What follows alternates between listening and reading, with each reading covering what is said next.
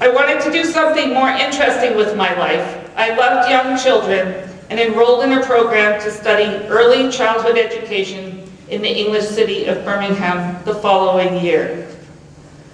At a social club for young refugees, I met my future husband, Erwin, also a Jew whose family was from Berlin. By the time I was 20, I was married and working in Birmingham as a preschool teacher. In 1945, at the end of the war, my husband Erwin and I found out through the Red Cross that none of our parents survived the Holocaust. Erwin's parents had perished in Auschwitz, and my parents died in Lodz. I tell you this story in contrast to that of Anne Frank to give you an idea of how difficult life was inside Germany, and how luck and the kindness of total strangers was what it took to survive. If not for that, my fate would have been the same as Anne Frank's. Both Anne and I were young women with hopes and dreams. History and the beliefs and actions of others changed our lives in ways beyond our control. In the end, good people prevailed, though not early enough for Anne. Anne Frank wrote on July 15, 1944, "It's really a wonder that I haven't dropped all my ideals, because they seem so absurd and impossible to carry out. Yet I keep them, because in spite of everything, I still believe that people are really good at heart."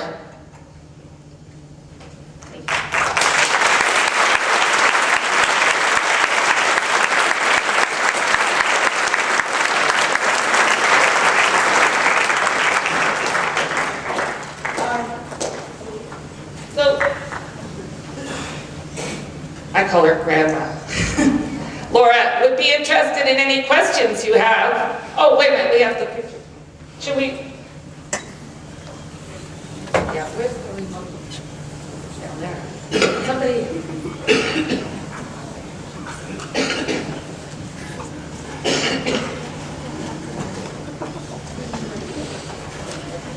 Okay. My mother's going to talk about some photographs that are actually available online. Doesn't work.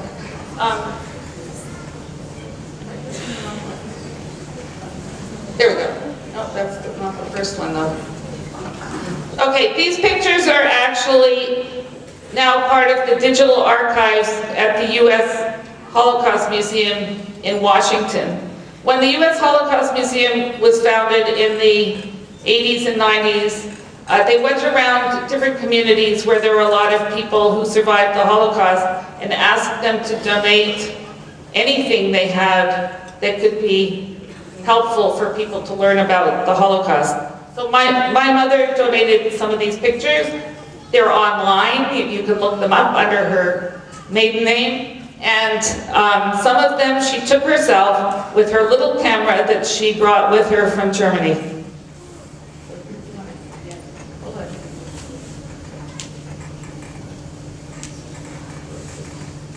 The first picture shows you the elementary school. There are lots of kids, they're all in one class. And I went to this school for 4 years, elementary school, from 1931 to 1935. And I was That's her. I was 7 years old. That one is there. I was 7 years old and left when I was 11. That's okay. Actually, my mother is the third one from the left on the top row. Okay, next picture. The second picture shows the middle school. I was there for 2 years.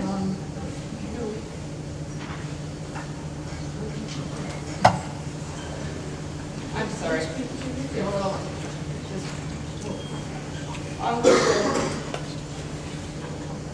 It's actually, okay. This is the Jewish high school, the Jewish one.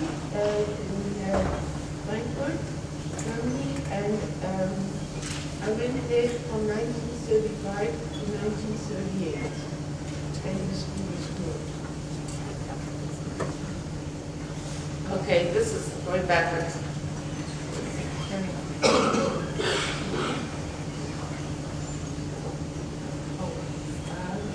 This is in 1930. My parents and I were in Frankfurt celebrating my father's 50th birthday, and I was 6 years old. Can you say more than that? Huh? Can you say more than that? I was 6 years old. I'm getting your mother up on the stage. This is my father.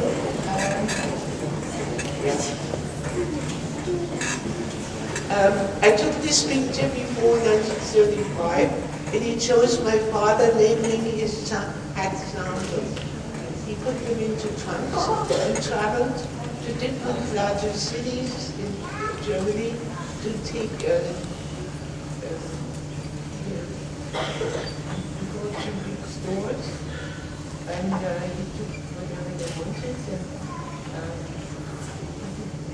and working in his office in Frankfurt. Oh, this is the Quaker family, foster family. These are the Quaker foster parents, Mr. and Mrs. Barnes. This picture was taken by me in the summer of 1939 in the garden.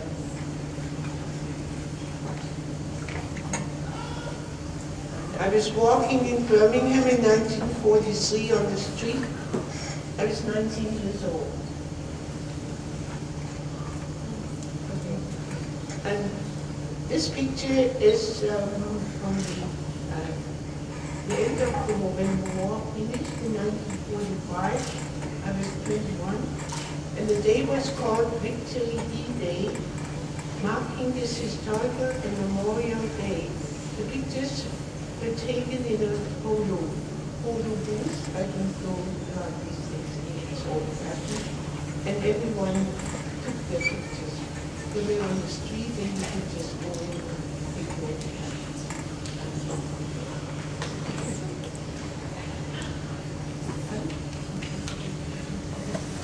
Thank you for listening to me, and I made so many errors and I was in the hall.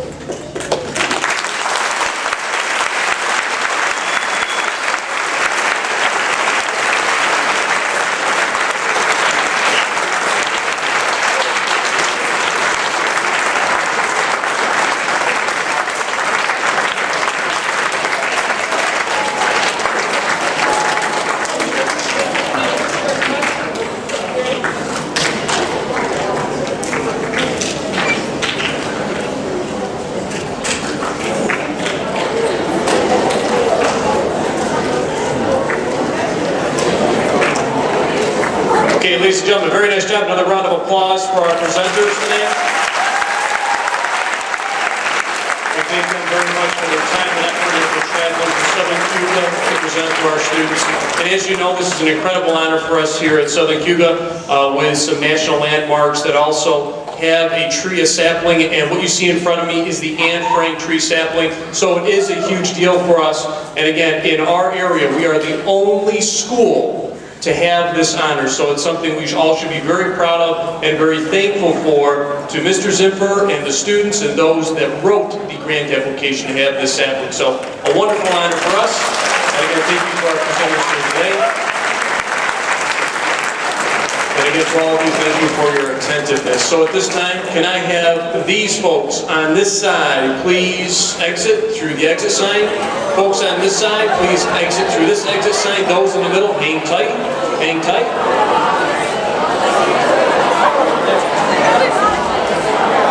We are going to go to third period. Okay, we're going to go to third period.